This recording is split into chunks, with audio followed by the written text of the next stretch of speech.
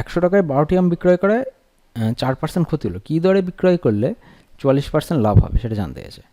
তাহলে দেখো এখানে বলেছে তাহলে একটা আমের দাম কত, সিপি কত, 100/12, তাহলে 4% ক্ষতি হয়েছে, সরি 100 টাকায় 12টা আম বিক্রয় করে 4% ক্ষতি হয়েছে, এটা এসপি।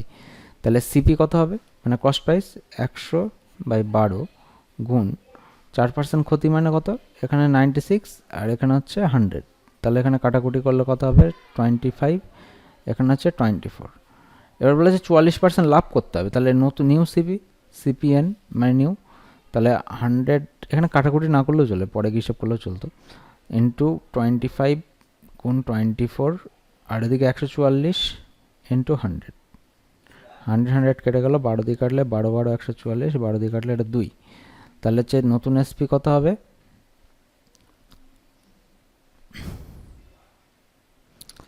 25/2 সমান সমান 12.5 টাকা। তাহলে প্রত্যেকটা আম যদি 12.5 টাকা দরে বিক্রি করি আমরা, তাহলে 44% লাভ হবে। এটাকে আমরা একটু ডেসক্রিপটিভে করব। ডেসক্রিপটিভে করলে কী পাবো দেখা যাক। এখানে হচ্ছে 12টি আমের বিক্রয় মূল্য 100 টাকা, তাহলে একটি আমের বিক্রয় মূল্য হবে 100/12 টাকা।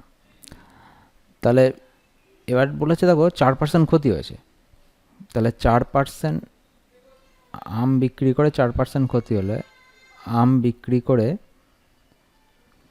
4% ক্ষতি হয়, অর্থাৎ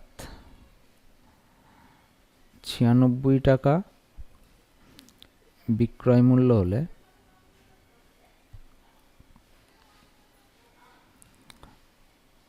ক্রয় মূল্য হবে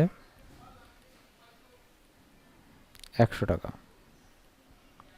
তাহলে 1 টাকা বিক্রয় মূল্য হলে ক্রয় মূল্য হবে 100/96 টাকা। তাহলে এবার বলেছে দেখো 44% যেহেতু লাভ করবে কী দরে, আচ্ছা এখানে যেহেতু বিক্রয় মূল্য 100/12, 100/12 হচ্ছে আমাদের বিক্রয় মূল্য, তাহলে 100/12 টাকা বিক্রয় মূল্য হলে প্রকৃত ক্রয় মূল্য কত হবে, 100 গুণ 100/96 গুণ 12 টাকা। এবার 44% লাভ করতে হবে, তো তাহলে 44% লাভ করার অর্থ কি, তাহলে 44% লাভে বিক্রয় করতে হলে একটি আমের বিক্রয় মূল্য হবে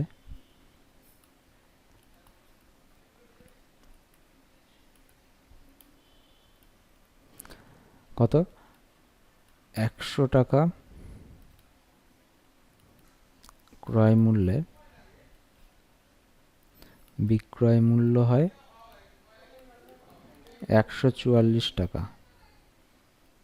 তাহলে 1 টাকা ক্রয় মূল্যে বিক্রয় মূল্য হবে 144/100 টাকা, আর আমাদের এখানে বলে দিয়েছে 100 গুণ 100/96 গুণ 12, এত টাকা ক্রয় মূল্যে বিক্রয় মূল্য তখন কোথায় গিয়ে দাঁড়াবে, এখানটা আমরা লিখছি, তাহলে 100 গুণ 100 গুণ 144/96 গুণ 12